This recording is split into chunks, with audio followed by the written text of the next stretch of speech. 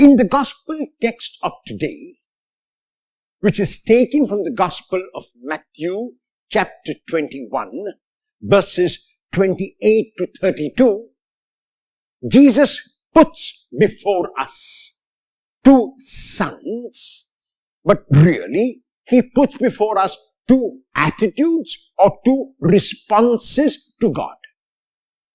The first son is told by the father to go and work in the field, to go and look after the field. And the son says, I will not go. He refuses to obey the father. But later he relents and realizes that the father is saying something which is for his good and the good of the family, and so he relents and goes. A man who refused to obey but later does obey. The second son is told the same words by the father to go and look after the field, and the second says, surely I will go. But he does not go. And so Jesus asked the question, which of these sons or which of these attitudes must we adopt? And all of them who hear him say the first son. That means even though we reject the father's words and we say no, later on we relent and realize that we must do it because it is good for us and good for others. Jesus asked them then to apply the lesson to themselves. Someone might say to me, is not a better attitude that we say we will go and we also go? Yes, that is the ideal. And we notice Jesus does not even expect that the ideal.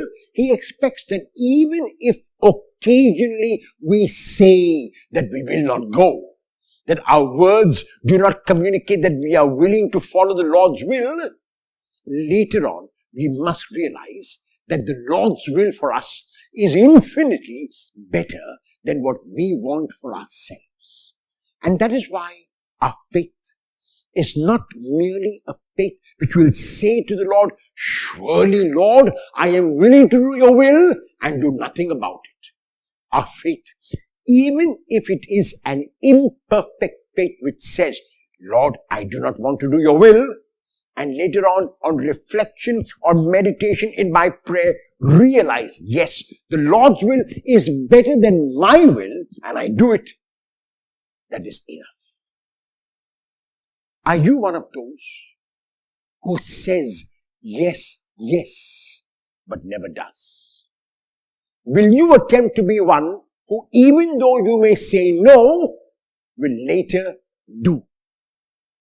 Will you convert your words into your